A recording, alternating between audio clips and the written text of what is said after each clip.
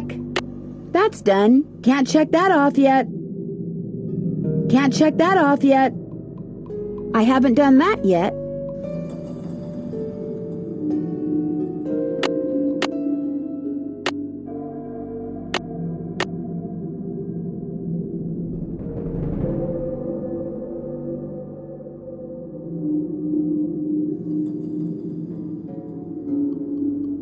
Looks like a piece is missing.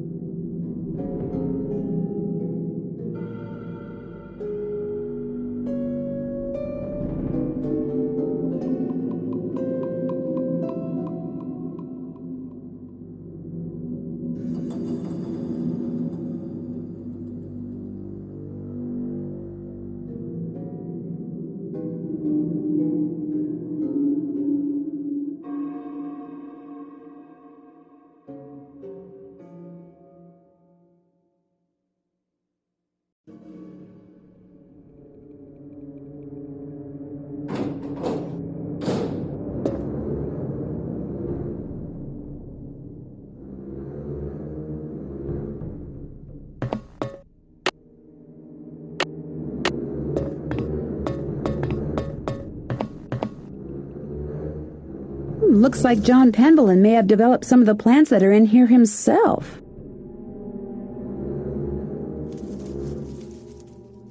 This must be some kind of well, but where's the water?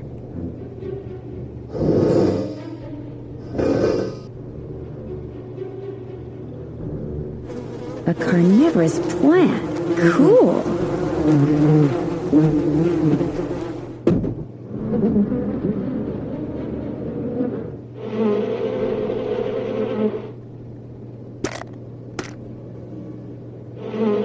All settled in? Good. I'm happy that you're visiting Linda, but I know how much you teenagers like your televisions and loud stereos, so I must insist that you act respectfully and civilly while you stay with us. Since my nephew Hugh is away on business, I am in charge of this household, and if there's one thing I cannot stand, it's noise. Hugh's daughter Jane is staying with us and would very much like to meet you, but please try not to distract her. She has her studies and mustn't be disturbed during her lessons. Is anyone else staying here? We do not have any permanent house staff, if that's what you mean. The Penvillins have always been self-reliant. We get on quite well without being continuously mollycoddled by a squadron of insipid, gossiping ne'er-do-wells. Now, we do have two other house guests, a Mr. Nigel Mukherjee, who is researching the Penvillin family history in the library, and Ethel Bossany, Jane's tutor. Do you know what's wrong with Linda? Oh, Linda simply needs some time to adjust to her new living situation. England is not the United States. We do things differently, or should I say properly, here. The doctor believes it's just a case of nerves. Her mother told me she refuses to let anyone see her. Is that true? I don't know, and the doctors don't know. No one seems to know anything. All I've been told is that Linda is unwell and that in her stead, I must look after matters. Now, please, I really do not have time to entertain you. You may have the run of the house, but do not break anything, and refrain from mucking about with items that aren't yours. Two rules Jane seems incapable of following. And before I forget, our kitchen is being remodeled, so our dining situation is rather unorthodox.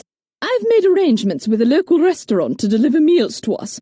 There should be a programmed number for them on the phone in your room. Feel free to order whatever you'd like. I spoke with Mr. Tucker at the Boar's Head pub, but frankly, I'm not at all sure what he said. Yes, his language is quite colourful, isn't it? He's Cockney, you see. My brother Alan and I loved to make up Cockney rhymes when we were young. We'd drive our governess quite batty. Haven't got a pot of glue, haven't got a pot of glue. Ha! How we teased her. Pot of glue? A clue, dear. Haven't got a clue. Rhymes with glue, you see. The picture book in Jane's room. Do you know much about its history? My brother Alan found it somewhere in the house. He was quite fascinated by it, but he'd never let me look at it. What was your brother Alan like? He was quite remarkable. He taught linguistics and computer science and won many prestigious awards. He loved games, especially pranks, and was forever tinkering with this and that. I do miss him sometimes. But now he's gone. He died a month after my husband passed away, and ever since I've been here all alone. Until Hugh came back from the United States, that is. I'm concerned about that thing I saw outside. It was purely your imagination, unless you saw a stray dog. But I will not countenance any histrionics about this issue. We have enough to worry about with Linda. And please do not get any ideas about going outside to investigate. I do not want you tracking mud all over this house. This conservatory is very beautiful, but why isn't there any water in the well? I'm not quite sure. We never really used it, but it was always full of water. That is until my brother died. And then it just dried up. Most of these plants were brought over by my grandfather. He was quite the adventurer. I remember when he brought back Lulu from the Amazon. At first, Mother wouldn't allow us to play with it because it had picked up too many unsuitable words from sailors. But it gradually learned proper manners. Can you tell me about Lulu? Lulu is a very old parrot. She must be over 80 years old. Please be very careful with her, especially if you feed her. Parrots have quite delicate constitutions, you know. Goodbye. Run along.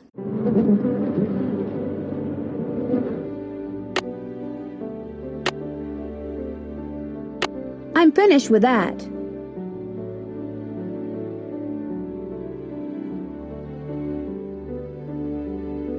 That's done.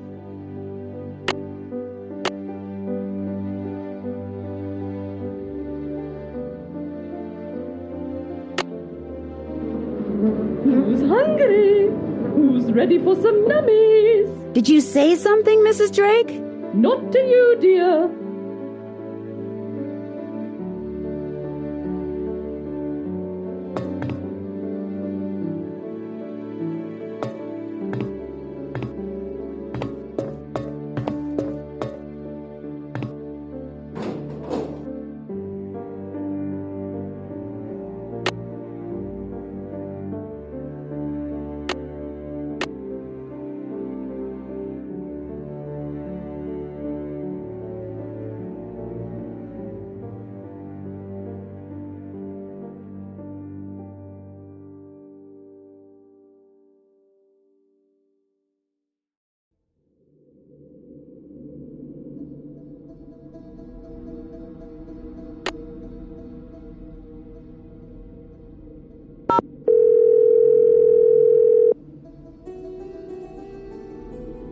Hello? Hello, Mrs. Petroff. It's Nancy Drew. What's happened? How's Linda? She's fine. I mean, she's no worse, at least as far as I can tell. That's good news, I suppose.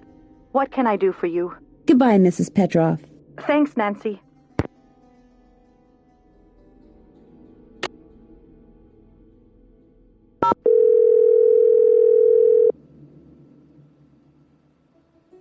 Hello? Hi, me again. Hi, what's up? You sure I'm not disturbing you? I mean, shouldn't you be studying or something? Shouldn't you be solving a mystery or something? I'm on a break. What a coincidence. So am I. What's up? Linda Petroff, Linda Penvelin. She just stays in bed all day, hiding behind a curtain. It's very weird. Do you have any idea what the deal is? Nope. Well, just keep talking to her. As soon as she knows she can trust you, I'm sure she'll open up. Linda's stepdaughter, Jane, she has this really weird picture book in her room. What do you mean, a picture book? I mean, pictures are all that's in this book. No words, just these strange hand-drawn images. And the book is old, like it's been around for centuries. Drawings, huh? Maybe it's some kind of an ancient instruction manual. You know, for people who didn't know how to read. Could be. When I asked her about it, Jane said her grandfather gave it to her. And then... And then what? And then she changed the subject. Sounds like that book may prove to be pretty important. I'll talk to you soon. You'd better. Bye, Nance.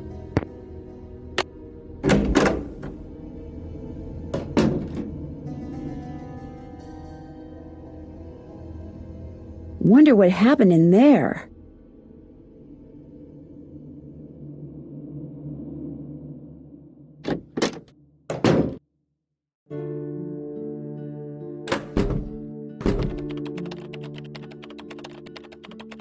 Fascinating piece, isn't it? James Penvelin sculpted it in 1591.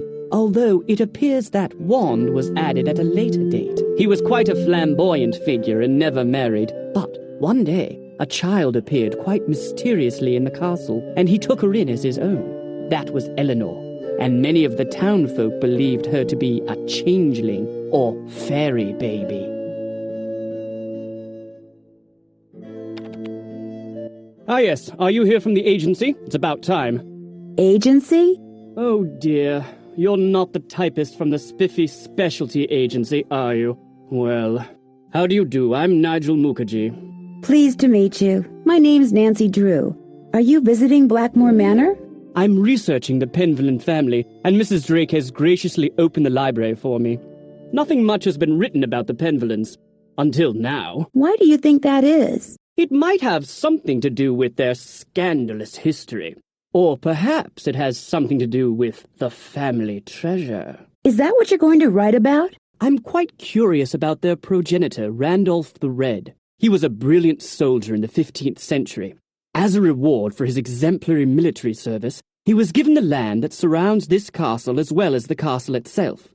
Some say the source of his military strength was a strange stone. Of course, that's all legend, but it makes you wonder, doesn't it? Are there any other interesting people in the Penvillin family? There are several skeletons rattling about in the Penvillin closet. Take, for example, Eleanor Penvillin, tried and convicted of witchcraft in 1650, quite the height of the witch trials here in Essex.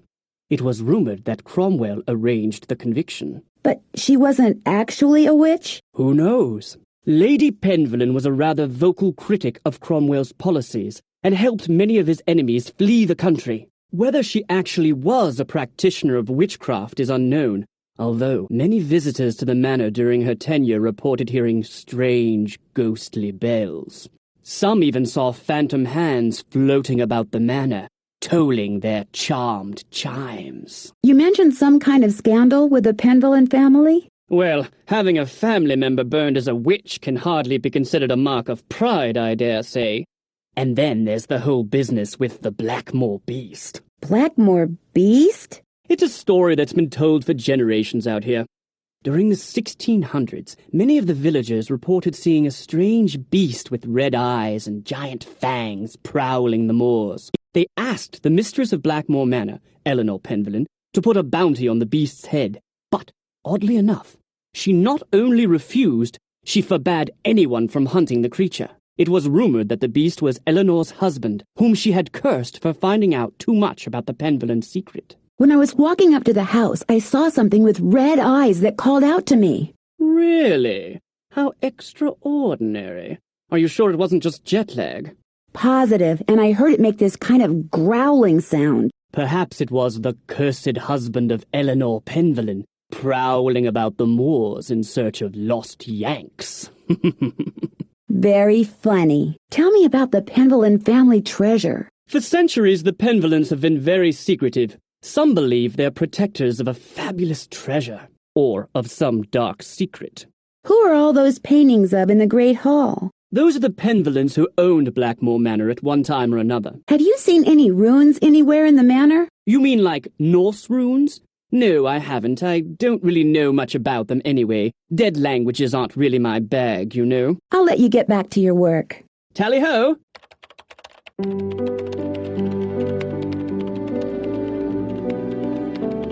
I doubt you'll find much of interest in there. They're mainly law books. Charles Penvillin was a prominent judge in the 16th century. Sad to say, he lost his son at a young age, left his estate to his grandson, Thomas. Interesting. I'm researching Philippe Penvillin, and it appears that many scholars believe he was a pirate. That would explain his source of wealth.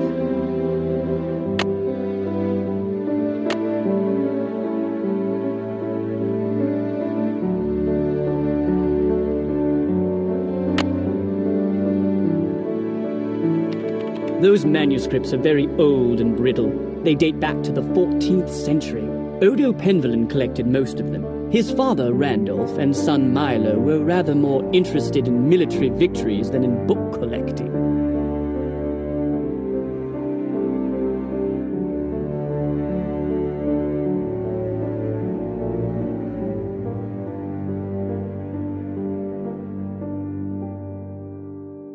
I couldn't quite track the provenance of that piece, but Philippe must have brought it back from the New World.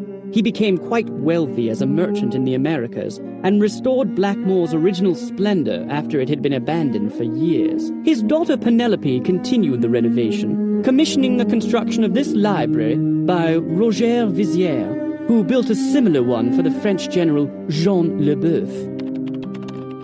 Do you mind if I use this computer? No, not at all, but it's very old. Feel free to use mine if I'm not here.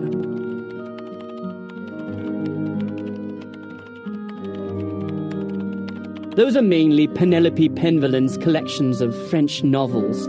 She was a patron to a raft of artists, and her salon was quite popular. She was quite the libertine, even kept her maiden name after her marriage.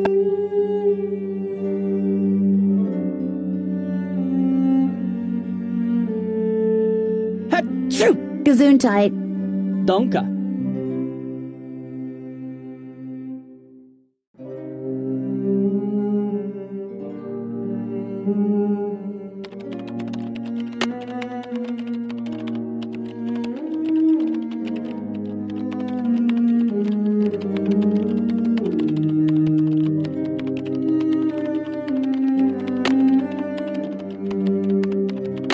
That's done.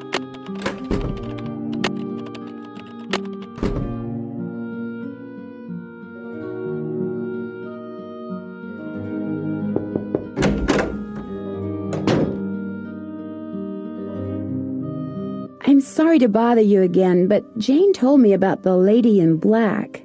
What lady in black? Jane never said anything to me about a lady in black. That kid is so weird. I just don't get her. Did you receive a note or something that's upset you? I did receive something. But it's none of your concern. You can't help me, and that's that. I'm sorry. Linda, you have to give me a chance. Everyone is so worried about you. If you just tell me what's happened, maybe I could help. Linda, I made a promise to your mother and I plan to keep it. I'm here for you when you need me.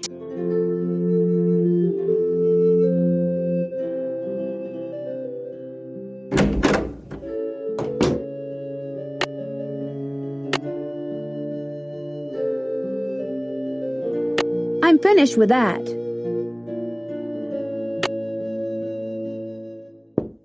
She's probably sleeping.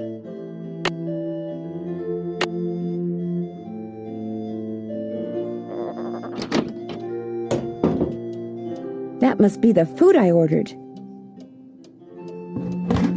Looks like Pinky and Perky is turkey. I knew that. This smells delicious.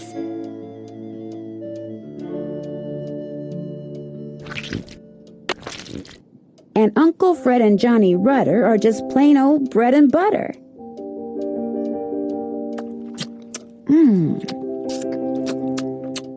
That hit the spot.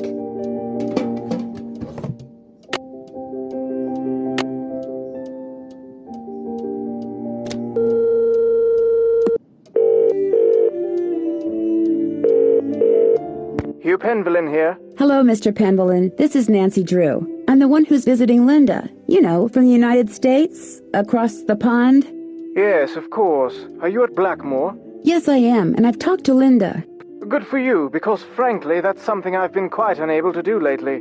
These temper tantrums of hers make rational discourse well nigh impossible. How long have these tantrums been going on? Ever since I left for Italy.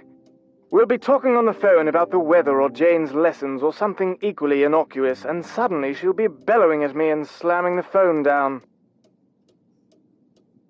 Are you sure you didn't inadvertently say something, argumentative? I promise you, these rages of hers are totally uncalled for and quite unbearable. I love her dearly, but she's making things very difficult. I understand that Mrs. Drake is your aunt? Yes, Aunt Letitia. We're not very close, however. She's always been rather aloof, much more interested in being a Penvillin than a person, if you know what I mean. She seems kind of irritable. That's putting it mildly. But then I imagine she's feeling a bit insecure. She's getting on in years and she's alone and she's totally dependent upon me. Financially, that is.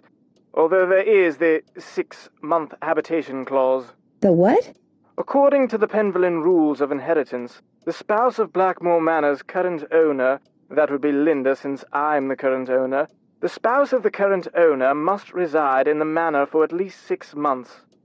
Should she or he leave the manor before 6 months is up, ownership of one half of the estate immediately passes to the next legal heir. And that would be Mrs. Drake. Correct. I met your daughter Jane. Quite the bundle of energy, isn't she? I get the feeling that she's a little lonely. I'm sure she is, what with a private tutor instead of school, and Linda being under the weather. And coming back to Blackmoor no doubt reminds her of her real mother. Renee and I were divorced almost 2 years ago. Jane went into a bit of a tailspin for a while, but she's come to adore Linda. She's been calling her Mummy since the day we were married. Have you spent much time on your father's computer, the one that's in the library? I dare say I've never touched it. Mathematics, computer science, linguistics, all the things that fascinated my scholarly father bored me to tears. He gave up on me quite early on. With Jane, however, it was a different story. What do you mean? From the day she was born, my father doted on her, far more than he ever doted on me. Read to her, bought her books, games. Truth be told, I was a bit jealous. He passed away when she was still a toddler, so it's unlikely she remembers all the attention he showered on her. But I do, and I still find it so out of character as to be mystifying. It was nice talking to you. This is an extremely busy time for me, so I apologize in advance if you call and I'm unavailable. I understand. Good. Cheerio.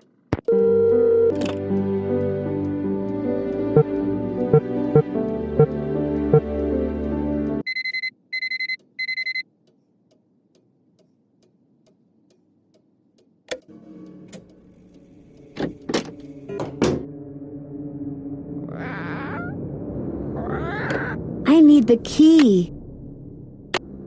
The key fits, but it won't turn. I need to put some kind of grease in there first.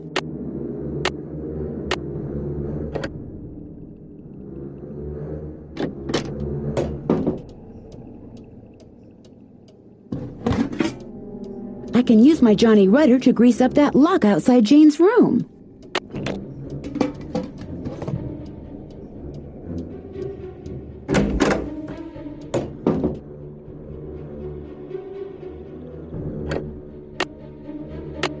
This'll loosen things up in there.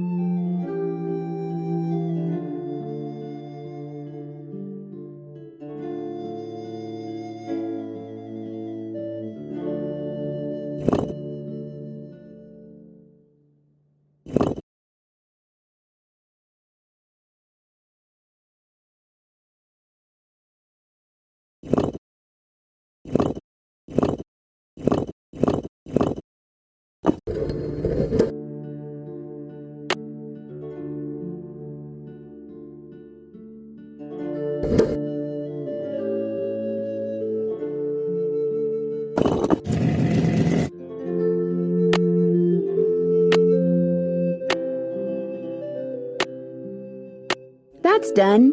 Check. I'm finished with that. Can't check that off yet.